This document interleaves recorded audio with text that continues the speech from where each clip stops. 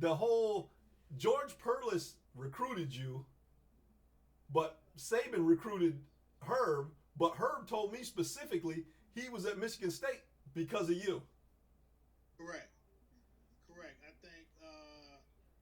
Well, when I came, this was back in '94. I got there, and I think Herb got there in '97, and I think he took his official visit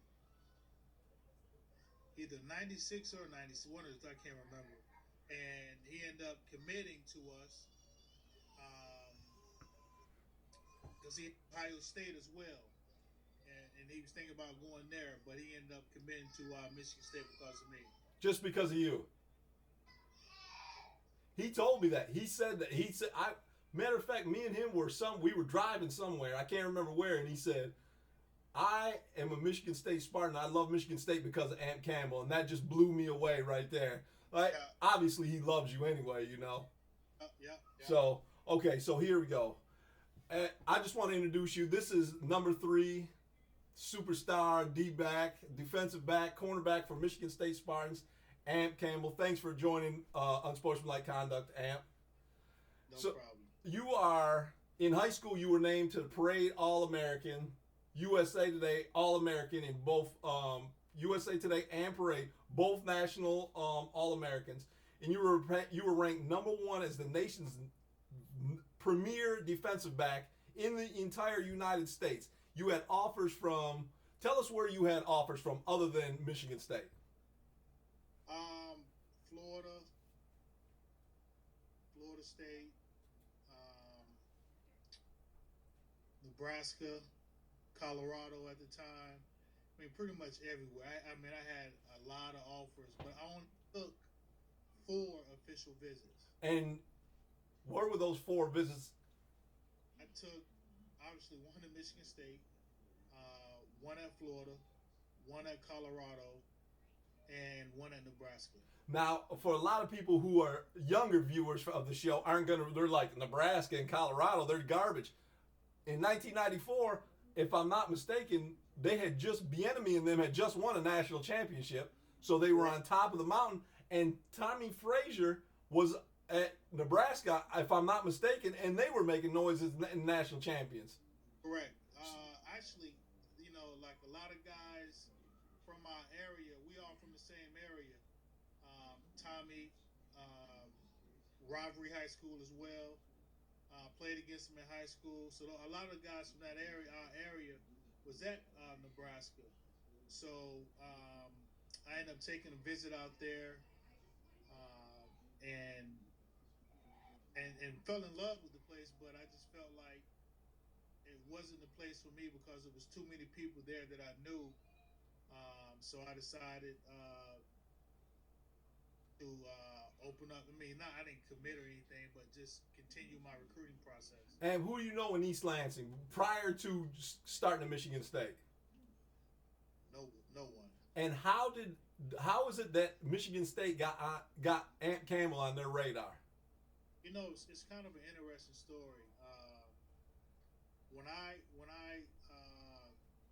remember when I was in high school, Coach Williams came down to my high school. It was a spring practice. He watched our team practice, and then Coach Skip Pete, who was the running backs coach, was the receivers coach at the time. Back when Coach Perlis was there, and was recruiting me. And I remember Coach Pete coming to my house to do a home visit. And to be honest with you, at that time, I really never heard of Michigan State. Right. And I was like, I'm not gonna come home.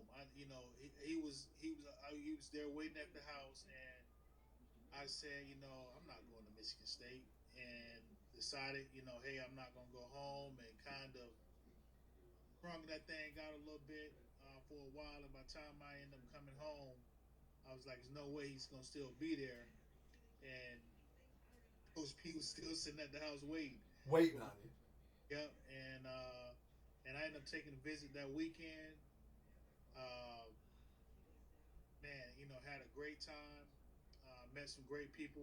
Mel Coleman was my host. Did an excellent job, and I felt like through everything, the recruiting process, that staff was totally supportive of me, was 100 with me, and I just felt like that was the place for me. Now, ironically, do you remember your host's nickname by any chance? Mill the thrill. Do you know that my school played Mill Coleman in the state championship his senior year, Farmington Hills Harrison. Really? So when you said that, it was just this go back. It was a Mill the Thrill was the quarterback of Farmington Hills Harrison, and then he ended up going and playing receiver at Michigan State. So Amp, so you're in Sarasota, which it sounds like something's going down in the water in Sarasota because there's just so much talent coming out of there, as opposed to, let's say, Lansing, Michigan, where there's just hardly any talent coming out of here. So you're down in Sarasota. You probably barely ever heard of Michigan State because their basketball team at the time, Izzo hasn't taken over. The football team under Perlis, when you was still in probably middle school, they played in the Rose Bowl with Lorenzo White, and that was the extent of my excitement as a football player. So you've never heard of them, and somehow with Colorado, national champions, Florida on the verge of a national championship, Florida State, a couple of national championships, and Nebraska, you pick Michigan State. And what is the reason that you choose, the ultimate end reason you chose Michigan State? I honestly felt like, they told me I guess in '93, they had a rough year in the secondary. Gave up some plays, cost them a couple games. Came in and told me, if I came there, I have every opportunity to come in and compete for a starting job. And I felt like that was all I needed to hear. And one of the things he did tell me, he said, Coach Perlis did tell me, he said, I'll make sure you end up leaving here with a degree.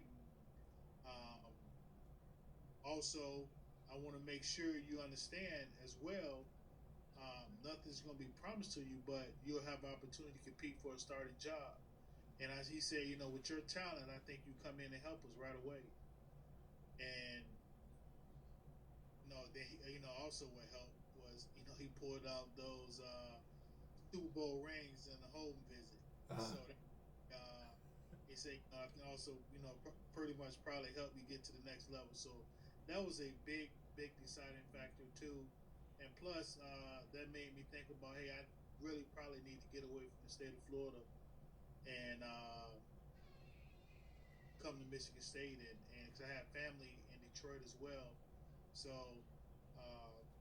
that was all I needed to hear. Okay, so you get to Michigan State, and of course you got a red shirt right off the bat, which for a lot of people that's going to watch this show, and they don't know what goes into that. So if you could just briefly touch on what does a guy who's under red shirt go through during the entire 1 year you're there? One of the big things is, you're going to get extra lifting, and with the strength and conditioning coach, you're going to get opportunity to practice against the first team offense throughout the whole entire year.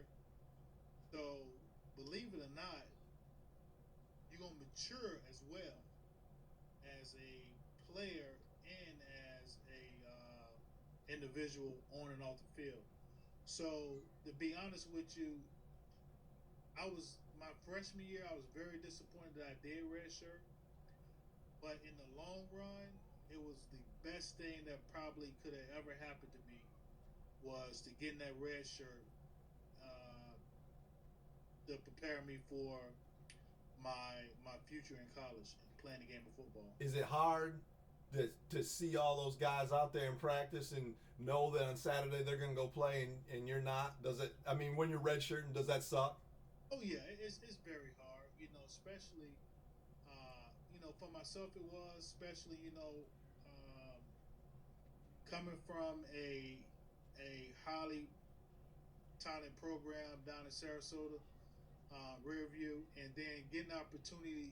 I played as a freshman at my high school. Back then, that was kind of unheard of. So that was very, very tough. But at the same time, too, I felt like, I probably could have helped the team back in '94. But, if you was used to playing every game in high school and then coming to college and not playing at all, that was kind of tough for me. But like I said, it was the best thing that happened to me was for those guys to redshirt. So okay, so fast forward to your junior year or your third year at Michigan State, the Tommy Love Award as the most improved defensive player. Tell me, okay, so you come in your freshman year and you redshirt, and then you get there and they award you the most improved player award, and that comes from all the work that you did that nobody got to see, all the lifting, all is that right or am I off on that? Oh yeah, oh yeah, oh yeah. Just got to all the work. Everybody could see all the work you was doing, but since you hadn't got a chance to get on the field, bang! Start of the year, you get the Tommy Love Award as the most improved, and then you're just off and running. When I'm looking at you started all 12 games at left corner, second team All Big Ten, and then the most improved. Second started all 12 games in corner in 1996, and your second All Big Ten pick by both the coaches and the media. So not only did the players recognize it, but the other players and the other coaches. Not only did your players see it, but the other teams saw it as well. Uh, So and then coming into your senior year, the Biggie Munn. What is the Biggie Munn? What the Biggie Munn Award? What is that? I think I know it's for most inspirational, but what is it that Ant Campbell did that made those guys like, man, let's give this to him? I think